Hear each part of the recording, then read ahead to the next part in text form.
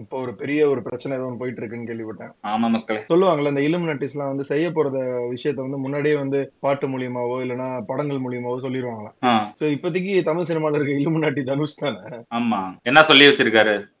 அப்படின்றத நம்ம பார்க்க போறோம்.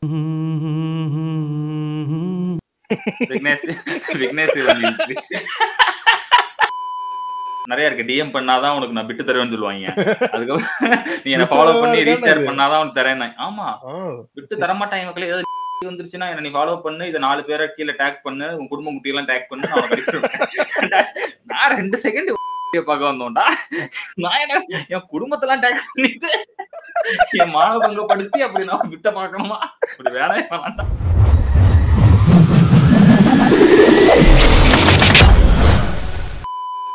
Dear mister Dhanush K Raja, son of Kasthuri Raja, brother of Selvaraghavan. Selva, அதாவது இதுதான் இந்த 2 நெப்போ பேரால நீ சைல்டு. வந்த. நீ ஒரு நெப்போ சைல்டுன்றது நெப்போ கிட்ரா நீனு. இப்படி துச்சமா தூக்கிடுற ஹாய் நெப்போ கிட் அப்படின்னு போடுறதுக்கு சாட் ஜிபிடில கொஞ்சம் எக்ஸ்பிளனேஷன் எடுத்து இந்த மாதிரி ஒரு விஷயத்தை டிராஃப்ட் பண்ணிருக்கான். உன்னாலே பல ஞாபகம். நானும் ரவுடி தான் நினைவுகள். உன்னாலே பல ஞாபகம். நானும் ரவுடி தான். அந்த படம் வந்து ஏதோ கேள்விப்பட்டது உண்மையாலாம் தெரியல. அப்புறம் வெறும் 6 கோடி தான் பட்ஜெட்டா இருந்துச்சாம். படம் முடிக்கிறப்ப 16 20 போயிட்டாங்களாமே. 16 கோடிக்கு போயிட்டாங்களாம். அப்பயும் செலவு பண்ணான 16 கோடி இருக்கு. இன்னமும் இழுக்கும். இவன் வந்து டெய்லி கொஞ்சம் கொஞ்சமா காதல வந்து கொஞ்சம் டைம் எடுத்து வளர்க்கறதுக்காக எவன் அப்ப விட்டு காசையே எடுத்து எவன் கஸ்தூரி ராஜா விட்டு காசு எடுத்து நீங்க 2 பேரும் காகோல் பண்ணுவீங்க. நாங்க உட்காந்து பாத்துக்கிட்டு இருப்போம். வெயிட் பண்ணிட்டான். டென்ஷன் ஆயிட்டு டிராப் பண்ண சொல்லிட்டான். படம் டிராப் அப்படின்ற மாதிரி பேசிருக்காப்ல போல. அதுக்கப்புறமேட்டு இல்ல அதுக்கப்புறம் நான் நயன்தாரா போய் யோசிச்சிருப்பாங்க. இல்ல நமக்கு ஒரு பெரிய லைஃப் இவனை அப்படியே வளர்த்து விடணும் அப்படின்னு. எனக்கு என்ன டவுட்னா இப்ப மென்ஷன் பண்ணல கஸ்தூரி ராஜா சன் ஆஃப் அது தேவையே இல்ல. அந்த லெட்டருக்கு நீ மத்ததெல்லாம் கரெக்டா சொல்லிட்ட. உனக்கு தேவையான விஷயங்கள் எல்லாமே சொல்லிட்ட. அந்த விஷயம் மட்டும் தேவையில்லாத விஷயம் எனக்கு தோணுச்சு. ஏன்னா நீ என்ன பண்ணிருக்க, நீயும் ஒரு கால் புணர்ச்சி தானே காட்டியிருக்க. நீயும் ஒரு கால் புணர்ச்சிக்க அவன் காட்டுறனா ஸ்ப்ரெட் லவ் அப்படின்னு கடைசியா வந்து அன்பே சிவம்னு என்னமோ போடுறோம்ல. அப்ப அந்த ஒரு வரியில அன்பும் கிடையாது சிவமும் கிடையாதுல்ல. சிவமும் கிடையாது. ஆனா உண்மைக்கே பார்த்தா அதனாலலாம் தனுஷ் வந்து பெரிய ஆள் ஆகல. தனுஷ் இப்ப எவ்வளவு பெரிய ஆளா இருக்கிறது கஷ்டப்பட்டு காரணம் வந்திருக்காங்க. தனுஷ் மட்டும்தான். ஆமா அவன் ஹார்ட் ஒர்க். இப்ப பாருங்க இந்த ராயன்ல ஒரு நல்ல டைரக்ஷன் பண்ணாப்ல. படம் சொதப்பல ஏதோ ஒன்று விடுங்க. படமா கிராஃப்டா பண்ணிருக்காருல்ல. அந்த அளவுக்கு இது வந்து power Pandi classic. Power Pandi தான் வெயிட் படம். ராயனே தூக்கி எறிங்க. ராயன் கூட அது பர்சனலா நமக்கு அது மேல நிறைய பிரச்சனைகள் இருக்கு. அதை விட்டு தள்ளுவோம். Power Paandi one of the best படம். நீட்டா ஒரு படத்தை பண்ண அந்த அளவுக்கு தைரியம். ராஜ்கிரண் கூட்டு வந்து நடிக்க அது எதுக்கு பண்ணாருன்னா அவங்க அப்பாவை வளர்த்து விட்டது ராஜ்கிரணா. அவங்க அப்பா வந்து ரொம்ப கஷ்டப்பட்டு இருக்க ராஜ்கிரண் சப்போர்ட் பண்ணி இது பண்ணாராம். அதனால அவங்க அப்பாவுக்காகவே அந்த ராஜ்கிரணை வச்சு இந்த படம் பண்ணிருக்காப்ல. அந்த அளவுக்கு நன்றி விசுவாசம் உள்ளவன். இல்ல மகளே, பர்சனலா வந்து நிறைய பேருக்கு வந்து பிரச்சனை வரும். ஏதாவது ஒரு நடக்கும் இந்த மாதிரி. இப்ப ஆபீஸ்ல யாருக்கு கூட வேணா யாருக்காவது சண்டை இருந்துகிட்டே தான் இருக்கும். அது நீ டீல் பண்ற விதம் இருக்குல்ல. இப்படியே ரொம்ப நீங்க ஏதோ ரொம்ப கஷ்டப்பட்டு காதல் குழந்தை அதை வந்து நாங்க வந்து படமாக்கி இருக்கோம், நெட்ஃபிளிக்ஸ்ல விட போறோம் நீ சொல்ற. ஓகே, ஃப்ரீயா போடுறியா? காசு தான் நெட்ஃபிளிக்ஸ்ல வித்துருக்க. அப்பனா அது என்னது? அது ஒரு இன்டெலெக்சுவல் ப்ராப்பர்ட்டி. அதுல இன்னொரு இன்டெலெக்சுவல் ப்ராப்பர்ட்டியை நீ யூஸ் பண்ண போற. அதுல ஜெயிக்க மாட்டேன்றத அவளே சொல்றாளே. நாங்க இது தனுஷ்காக நாங்க கோர்ட்ல போனோம்னா தனுஷ் கிட்ட நாங்க எல்லாம் ஜெயிக்க முடியாது. இருந்தாலும் மாரலி வந்து அவன் கெட்டவன்றதை மட்டும் நான் இப்ப சொல்லணும். ஆனா ஸ்ப்ரெட் லவ் அன்பே சிவம். அதுக்கு தனுஷம் வந்து ரொம்ப பியூரான நல்லவன் இருக்க வாய்ப்பு இல்லைன்னு வச்சுக்கோங்க. யாருமே அப்படி கிடையாதுன்னு வச்சுக்கோங்க. ஏன்னா இப்ப அந்த அனுப்பாமா எல்லாம் லைக் பண்ணானுங்க. யார் யார் பத்தியா லைக் பண்ணுவீங்களா? பத்தியா லைக் பண்ணுவீங்க, கமெண்ட் பண்ணுவீங்க. Holy shit wow. யார்? காயத்ரி, பார்வதி அவ ஷேர் பண்ணிருக்காங்க. அனுப்பாமா பரமேஷ் இந்த மாதிரி இவங்க எல்லாம் பண்ணிருக்காங்க. நம்மால் வரல இன்னும். நம்மளுக்கு இன்னும் கிளம்பல. அவ யாரு அந்த வைரமுத்து அடிச்சுக்கிட்டு இருப்பாள் ஒருத்தி. ஓ சின்மை வரல. சின்மை வந்தாங்கன்னா அவங்க ரொம்ப அக்ரெசிவா இறங்கிடுவாங்க இந்த விஷயத்துல. யாராவது லீகல் ஆளுங்க இருக்கீங்களா? இந்த அக்கௌண்ட்ல இருந்து சுத்திர அப்பதான் வெயிட் பண்ணி இப்பதான் ஏதாவது அடிச்சிருப்பா தெரிஞ்சு. என்னப்பா இவ்வளவு பெருசா இருக்கு ஃபுல்லா படிக்க ரொம்ப நேரம் டைம் எடுக்குது. வெயிட் பண்ணிட்டு இருக்கா. சிம்பிளா வைரமுத்து மாதிரி 2 வரியில சொல்லுங்க அப்பதான் புரியும் அப்படின்னு. இல்ல மக்களே, இது வந்து நான் எப்படி யோசிக்கிறேன்னா என் மைண்ட் செட்ல இருந்து இது வரப்போறதுக்கான ஒரு பெரிய ப்ரொமோஷனா இதை வந்து நெட்ஃபிளிக்ஸே கொடுத்து இது ஒரு மார்க்கெட்டிங்கா விக்னேஷ் சிவன் பண்ணிருந்தான்னு வைங்களேன். யாருமே நோட்டீஸ் பண்ணல. யாரும் பாக்குறதுக்கு ஒண்ணும் வெயிட் பண்ணலையே. எல்லாம் கங்குவாலே செத்து எல்லாம் சுண்ணாம்பா ரத்தம் வந்து எடுத்து கிடக்குறானுங்க. ஆனா ஒண்ணு மக்களே, இது வந்து யாரு பிளான் பண்ணானோ என்னன்னு தெரியல. Netflix plan பண்ணதோட Siruthai Siva plan பண்ண மாதிரி இருக்குது.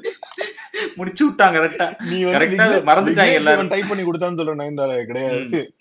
சிறுத்தை சிவா டைப் பண்ணி கொடுத்திருக்கான். ஏமா இத நீ போஸ்ட் போடுமா ப்ளீஸ் ப்ளீஸ். ஐயோ கடவுளே கடவுளே. பட் ஆனா இது வேற ஒருத்தனுக்கு வந்து எவ்வளவு ஒரு நல்ல விஷயமா மாறி இருக்கு பாரு. நம்மளே நினைச்சு பார்க்க முடியாத அளவுக்கு கெட்டதிலும் ஒரு நல்லதுன்னு சொல்லுவாங்கல்ல. அது வந்து தங்குவா. அன்பே அன்பே சிவம் அன்பே என்ன போட்டிருந்தா கடைசியா ஓம் நம சிவாய. அந்த இடத்துல சாய் சாய்னு போட்டுருப்பானோ.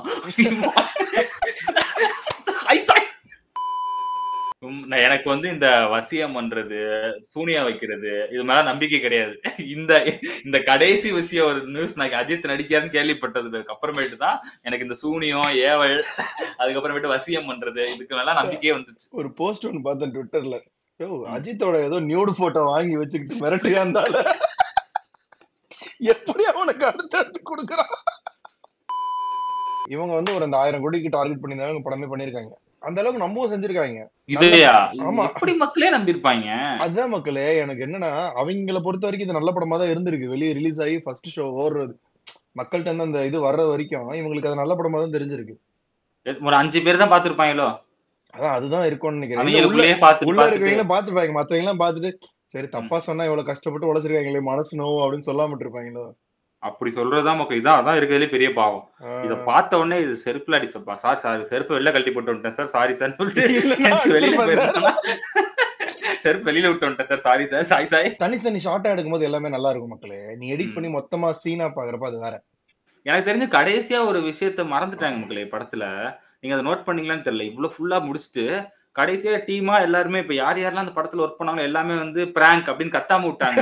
இல்ல ஃபன் பண்றோம் பாருங்க, கேமரா பண்றோம், கேமரா பாருங்க அப்படி சொல்லிட்டு தான் இந்த படம் மேபி 2000 கோடி போயிருக்குமோ என்னமோ எனக்கு தெரியல. படம் எடுக்கிற மாதிரி ஒரு கனவு கண்டோம், அததான் ஒரு படமா எடுத்து வச்சிருக்கோம்.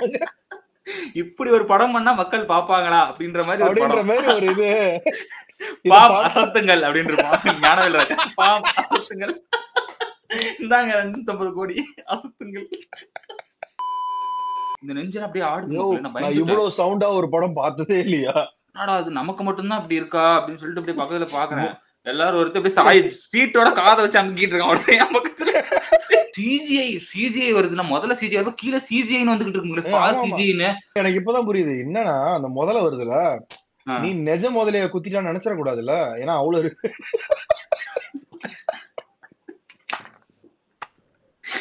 டீடைலிங் அந்த அளவுக்கு. நீ வந்து நினைச்சிட்டனா சூரிய நிஜமாவே ஒரு முதலைய குத்தி கிழிச்சு போட்டாருன்னு. அவர் நிஜ லைஃப்ல எப்படிப்பட்ட ஆளு? ஒரு மாதிரி சாந்தமான ஆளு, ரொம்ப சாந்தமான ஆளு, குழந்தைங்களை படிக்க வைப்பாரு, பாம்பே போயிருவாரு. அவர் வந்து முதலைய குத்தி கிழிச்சாருன்னா நீ எப்படி அது அவரோட இமேஜ் டேமேஜ் பண்ற மாதிரி இருக்குல்ல. அதான் எனக்கு என்ன அனுபவத்துல நான் புரிஞ்சுக்கிறேன்னா இருக்கிறதுலயே ரொம்ப சின்ன உலகம் சினிமா தான். ரொம்ப சின்ன உலகம். இங்கிட்ட ஒருத்தன் செருப்படி வாங்கிட்டு அங்க திரும்ப என்னப்பா வலிச்சுட்டா அப்படின்னு கேட்பான்.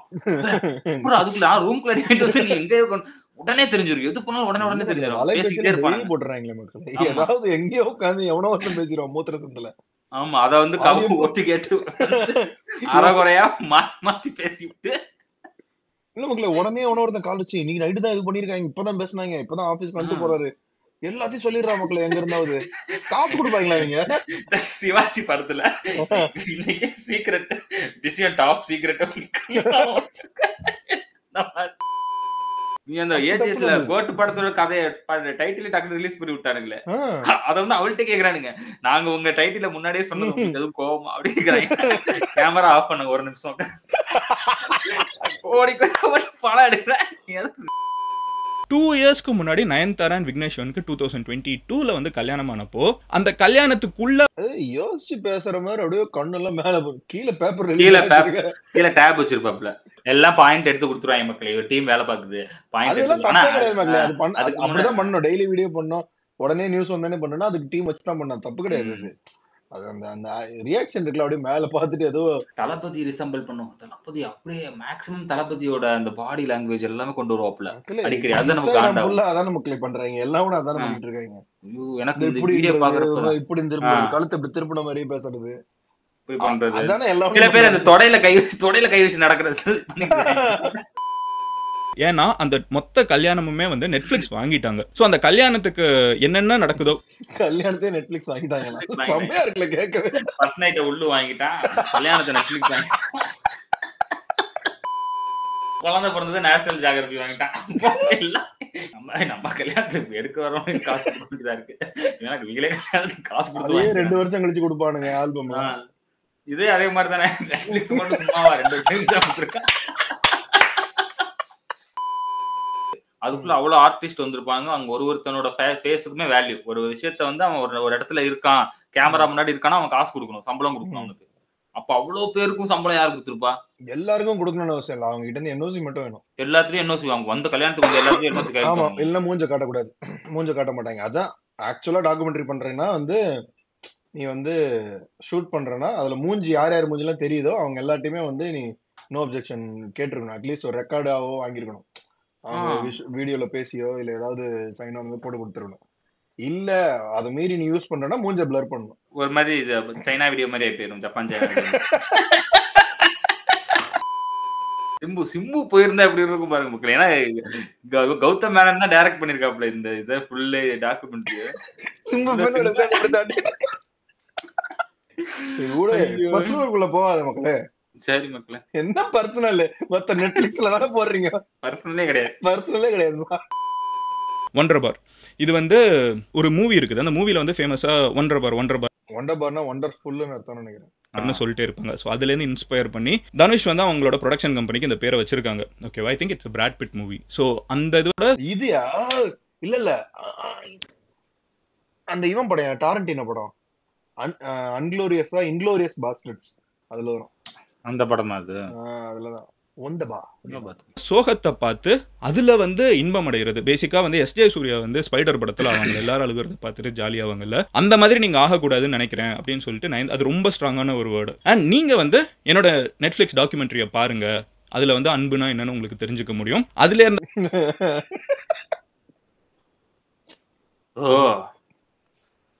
நான் வந்து தனுஷ் பக்கம் தான் நிக்க போறேன். இதுல வந்து தனுஷ் பக்கம் தான் நான் நிக்கலானே இருக்கேன். தனுஷ் நல்லவனே கேட்டேன். தனுஷ் அதிகபட்சமா என்ன பண்ணிருப்பான்? எங்கேயாவது இதெல்லாம் போட முடியாது. நீ வந்து எனக்கு வந்து காசு கொடுக்குற, நான் வந்து டைரக்ட் பண்றேன். நான் ஒரு ஹீரோயின் வச்சு படம் எடுத்துட்டு இருக்கேன். ஹீரோயினை வச்சுக்கிட்டா ஹீரோயின் வச்சு படம் பண்றேன். ஹீரோயினை லவ் பண்ண ஆரம்பிச்சிட்டேன்னு வச்சுக்கோங்க. சரி, ஓகே. ஹீரோயின் லவ் பண்ண ஆரம்பிச்சிட்டேன். ஸோ வந்து நாங்க எங்க ரொமான்ஸ் தான் ஜாஸ்தியா இருக்கு படத்துல ரொமான்ஸோட. ஸோ நான் கொஞ்சம் கொஞ்சமா இழுத்து ஒரு நாளைக்கு ஒரு சீன் 2 சீன் அந்த மாதிரி எடுத்து எங்க லவ் ஜாஸ்தி பண்ணிட்டு இருந்தேன்னு வச்சுக்கோங்க. உனக்கு எப்படி ஜாலியா இருக்கும்? விட்டுருவில்ல? எப்படி விடுவேன்? நான் கடைசியா எப்ப நெட்ஃபிளிக்ஸ் டாக்குமெண்ட்ரி எடுப்பேன் வெயிட் பண்ண மாட்டியா? வெயிட் பண்ண படம் ரிலீஸ் ஆகும்ல, ரிலீஸ் ஆகி நெகட்டிவ் ரிவ்யூன்னு ஒண்ணு வரும்ல படத்துக்கு, அந்த மாதிரி வரப்ப அப்படியே அடிப்பேன். அதுலயும் தப்பிச்சிட்டீங்க, ஏதோ உங்களுக்கு குரூப் ஆயிடுச்சு, நல்லா இருக்கு, நீங்க தப்பிச்சிட்டீங்க, படம் நல்லா ஓடிடுச்சு அப்படின்னா அடுத்தது நீங்க எதிரடா மாட்டுவீங்கன்னு பாத்துக்கிட்டு இருப்பேன். என்னோட தயவு ஒரு நல்ல படம் ரிலீஸ் ஆகுறதுக்கு முன்னாடி வந்து இந்த கடனை கொடு அப்படின்னு வந்து நிப்பவே மாட்டியா? நிப்பேன். ஆமா, கண்டிப்பா நிப்பேன். ஆப்வியஸ்லி முன்னாடி நாள் நைட் வந்து நிப்பேன், கதவை தட்டுவேன். ஹலோ, எக்ஸ்கியூஸ் மீ, நான் இப்ப முன்ன மாதிரி இல்ல, திருந்திட்டேன், காதல் பண்ண. When I entered corporate life for first time, இந்த பொண்ணுக்கு ஒரு லவர் வெளியே இருக்கான், இவனுக்கு ஒரு லவர் வெளியே இருக்கான், இவங்க வந்து லவ் பண்ற மாதிரி பேசிக்கிறாங்க. லவ் பண்ணலன்னு கேட்டா இல்ல எங்க என்ன தப்பா நினைக்கிறீங்க, சண்டைக்கு வராங்க. என்னடா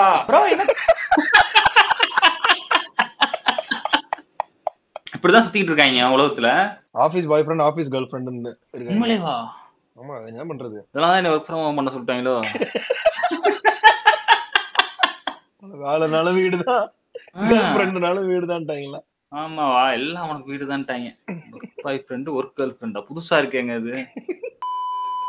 காலேஜ் டேஸ்ல நயன் எப்படினா எப்படின்னு கேக்குறீங்க? 8க்கு அப்புறம் வரும். சரி, 10 முன்னாடி வரும் இல்லையா? இல்ல, காலேஜ் டேஸ்ல நீங்க எப்படி 10க்கு அப்புறம் வரா? கல்யாண வீடியோ ரிலீஸ்க்கு முன்னாடி வரும். இல்ல மக்களே, அத ஜோக்குன்னு சொல்லிருக்கா மக்களே. அந்த பேண்ட மாற்றதுக்கே ஒரு தைரியம் வேணும். அத மாத்திட்டு இத ஜோக்கா வேற சொல்றான். ஆள் பாருங்க, கெத்தா இன்ஃபினிட். அது ஒரு சீனா உட்கார்ந்திருக்காப்ல. 8க்கு அப்புறம் வரும், 10க்கு முன்னாடி வரும். இத சொன்னாலும் அவளும் சிரிக்கிறா பாரு. ஜோக்குன்னு சொன்னது தப்பு, அதுக்கு அவ சிரிச்சதும் தப்பு. இருமங்க கதவு சாத்திருக்கான்னு பாத்துக்கிறேன் நானு. நீங்க ஃபாலோ பண்றீங்களோ? நானும் ஃபாலோ பண்றேங்க. இந்த அரோரா சென்க்லர் ரொம்ப ஒரு மாதிரி எனக்கு கண்ணியமான பெண். சூப்பர், ரொம்ப போல்டான lady super star of Instagram. எனக்கு நான் மட்டும் பொண்ணா பிறந்திருந்தேனா இந்நேரம் அடிச்சு 2 மில்லியன் பேர் பண்ணேன். ஆனா ஃபாலோவர்ஸ் கொஞ்சம் கம்மி தானே இந்த பொண்ணுங்க. இப்பதான் ஆரம்பிச்சிருக்காங்க. ஓகே வந்துருவாங்க. அது எப்படி வராம இருப்பாங்க? நம்ம ஆளுங்க என்ன பண்ணுவாங்க, ஜிம்ம கான் சொல்லிட்டு போயிட்டு இருந்தாங்க. ஒரு பொண்ணை பேயே ஃபாலோ பண்ணுவாங்க, அவ ஒரு 1 மில்லியன் ஏத்தி விட்டுருவாங்க. அப்புறம் அடுத்து இன்னொரு பொண்ணு இந்த சைட்ல அப்படியே தாவிடுவாங்க இந்த ட்ராக்கு. அவ அப்பதான் ஆரம்பிப்பா, அவளை அப்படியே 1 மில்லியன் ஏத்தி விட்டு அங்கிட்டு போயிருவாங்க. அப்புறம் ஒரு 10வது பொண்ணுகிட்ட போறப்ப இவள ஜிம்மாக்காவா ஃபன் ஃபாலோ பண்ணிடுவாங்க. ஆனா இது பார்த்து போயிடுச்சு. இப்ப எல்லாம் சப்ஸ்கிரிப்ஷன் கேக்குறாங்க மக்களே, ரொம்ப ரொம்ப பாடாதியா இருக்கு. சின்க்ளியரும் சப்ஸ்கிரிப்ஷன் கேக்குறாங்கன்னு நினைக்கிறேன். இல்லையா போன்ல பார்த்தேன், இந்த ரெண்டுக்கும் நடுவுல வந்து ஒரு டாப் இருந்துச்சு, அதை கிளிக் பண்ணி சப்ஸ்கிரைப் பண்ண சொல்லுது, காசு கேட்டது. மலை இருக்கிற பிரச்சனை எல்லாம் இது ஒரு பிரச்சனையா இருக்கு. டேய் அவன் எங்க இருந்து தெரியுமாடா பையா? டேய் நீ பாட்டு ஏதோ ஒண்ணு பேசாதடா பையா. டேய் ஐயோ அவனா ஒரு மோடா முட்டியும் பையா. டேய் வேற யாரு அது? நான் தான் அந்த பையன். டேய் யார் அந்த பையன்? நான் தான் அந்த பையன். ஆக்சுவலா சூப்பரா இருக்கு மக்களே இந்த பாட்டு கேக்குறதுக்கு. உனக்கு பிடிச்சிருக்கா? ஐயோ ஆனா அடிக்ட் இந்த பாட்டுக்குலாம் செம்மையா அதுல வந்து அடிச்ச 5 வயசுல அழுகிறது வேஸ்ட்னு புரிய வச்சுட்டாங்க. அப்படிதான் மாமா ஸ்ட்ராங் ஆன அன்கம்ஃபர்டபுள் சிச்சுவேஷன் தான் நல்ல மெச்சூரிட்டியை உருவாக்கும். அதானே அடுத்த லைனோட வரும். அதானே களவும் கற்று சூதுவாது தெரிஞ்சுக்குது. ஆனால் லைஃப்ல இன்னும் பார்க்க வேண்டியது நிறைய இருக்குது. சிலது முன்னேறணும்னு முதுகலையே குத்தின்னு இருக்குது, சிலது முன்னேறினவன கத்தின்னு இருக்குதுங்க வயிறு எரிஞ்சின்னு. எத்தனை வருவா ஃபயர் என்ஜின் பார்க்காதடா மறைஞ்சி ஃபேக் ஐடி சிவரஞ்சினி _15 சூப்பரா ஒரு மாதிரி எழுதியிருக்கா மக்களே. இது ஆக்சுவலா சூப்பர் கவிதை மக்களே. இது வந்து ஒரு மாதிரி சம்ப மோட்டிவேஷனலா இருக்கு. இது வந்து எந்த வகையிலயும் நான் வந்து வைரமுத்து வாலி எழுதுற பாட்டுக்கும் இதுக்கும் நான் எங்கேயும் நான் குறைச்சி வைக்க மாட்டேன். ரெண்டுத்தையும் ஈக்குவலான ஒரு கண்டிப்பா. நான் டெய்லி இந்த பாட்டை 3-4 தடவையாவது கேட்டுவேன். நீ முத பாத்தியா? படமே பார்க்காம ரிவ்யூ பண்ணாதீங்க ரிஷா பட்டன் எதுக்கு இருக்காங்க? யாரு ரிஷா பட்டன்? ஜாலிக்கு கேர்ள் ஃபிரெண்ட் வேணாமா? ஒரு கார் ஓட்டப்ப ஒரு சிக்கு சிக்குன்னு இருந்தா தானே நல்லா இருக்கும். லூசு பையில பொம்பளை இல்லாம ஆம்பளை வருவானாடா? சொல்லுங்களா, டைம் ஆயிடுச்சு, வாப்பா போனா. நீங்க வெளியே கூட்டு போய் சொன்னா நான் கிளம்பி இருக்கேன். ஐ ஹாஸ்பிட்டல்லாம் நான் வரமாட்டேன். ஏன் அந்த இன்ஃபெக்ஷன் இப்பயே நம்ம வந்து கியூர் பண்ணாதான் சீக்கிரமா அதை ரெக்கவர் ஆகும். நீ எப்படி விட்டணும் ஆபரேஷன் பண்ற மாதிரி இருக்கும். பரவாயில்லையா உனக்கு? ஆபரேஷனா? இப்ப என்ன பண்ணுவாங்க? இப்ப ஒன்னும் பண்ண மாட்டாங்க. சின்னதா கத்தி வச்சு அந்த இடத்துல கீறி பஞ்சு வச்சு எல்லா இன்ஃபெக்ஷன் எடுத்துருவாங்க. கத்தியானா? அதெல்லாம் கிடையாது, நீ வந்தே இல்லவங்களே. எனக்கு ஒண்ணு புரிய மாட்டேங்குது.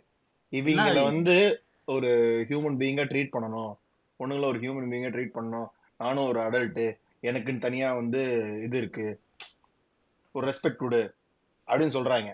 ஆனா பேசுறப்ப வந்து ஏதோ 3 வயசு தாண்டின மூளை வளர்ச்சி கூட இல்லாம ஒரு 10-15 ஐக்கியூ இருக்க மாதிரி பேசுறாங்களே. அதான் கியூட்டா அது? ஆமா அதான் கியூட் சொல்றாங்களே. இந்த பாருங்க இத பாக்குறாங்களே, யூ ஆர் மை ஃபேவரட் கப்புள்னு ஒருத்தன் போடுறான். இல்ல மக்களே, அப்புறம் எப்படி மக்களை ஈக்குவலா ட்ரீட் பண்றது? நீ ஈக்குவலே கிடையாது. நீ வந்து அறிவு மங்குன மாதிரி பேசிக்கிட்டு இருக்க.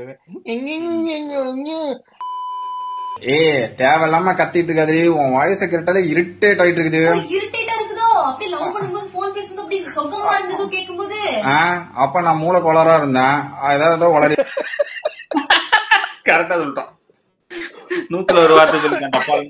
மூளை கோளாரா இருந்தேன் அந்த டைம்ல. தெரியாமலும் அப்படியே கட்டினாலும் அரைகுறை உடல் அங்கங்கள் தெரியும்படி புடவை கட்டும் பெண்களுக்கு மத்தியில் இவள் ஒரு பொக்கிஷம் தான்.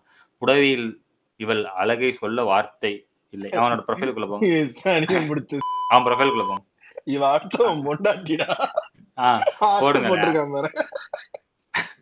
அவன் ப்ரொஃபைலுக்குள்ள போங்களேன். இங்க பாருங்க மக்களே, திருச்சி தான் மக்களே. 3வது வீடியோ பாருங்க. திருச்சி அது இந்த ட்ரெயின் போதில்ல, இந்த ட்ரெயின் போதில்ல மக்களே.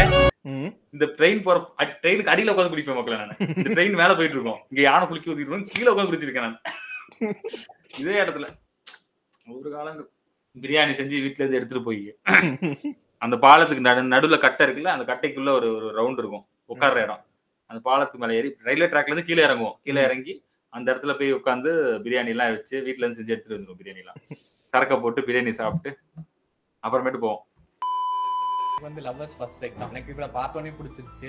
ஆனா சொல்லல நீங்க ப்ரொபோசல் அப்படின்னு கிடையாது. பட் எனக்கு தெரியும் இவங்களுக்கு என்ன பிடிக்கும் அப்படின்ற மாதிரி இவங்க சொல்லிட்டாங்க. சிங்கிளா இருக்கும்போது இவங்க வேணான்னு, அதுக்கப்புறம் இவங்க வேணான்றதுக்காகவே நான் ரிலேஷன்ஷிப்ல கமிட்லாம் ஆனேன். இவன் வேலைக்கே ஆக மாட்டான்ட்டு நான் கமிட் எல்லாம் ஆயிட்டு, இங்க பாரு எனக்கு இப்ப ஆள் இருக்கு, இதுக்கு அப்புறமாவது நீ என் பின்னாடி வரக்கூடாது அப்படின்னு நான் சொல்லிட்டேன். அப்பயும் விடல, அப்பயும் நோவே. பாத்தியா இதை கேட்டீரா? என்ன மக்கள் இது கல்யாணத்துக்கு அப்புறம் ஒருத்தனை அதிகப்படுத்துறாங்க. பசங்க எல்லாம் பாவம்னு நினைக்கிறேன் எனக்கு தெரிஞ்சு. அவன் பாரு, அவன் இது ஏண்டி வெளியே சொல்றான்?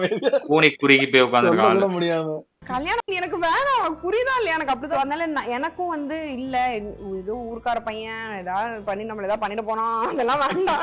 ஆமா தப்பா பாத்தியா? ஊர்க்கார பையனா ஏதாவது பண்ணுவானா? இப்ப சிட்டி கேர்ள்ஸ்ல ஒரு மாதிரி மோசமான கேவலமானவர்கள் அப்படின்னு சொன்னா அது தப்பா இருக்காதா? உங்களுக்கு மட்டும் ஊர்க்கார பையன் சொல்லலாம். பொண்ணு என்ன வேணா பேசலாம் மக்களே, பையன் பேசக்கூடாது. பசங்க எதுவும் பேசக்கூடாது. அதனால தனுஷ் அமைதியா இருக்காப்லையா? வாய்ப்பு இருக்கு. மக்கள் இதோட முடிச்சிடலாம் மக்களே.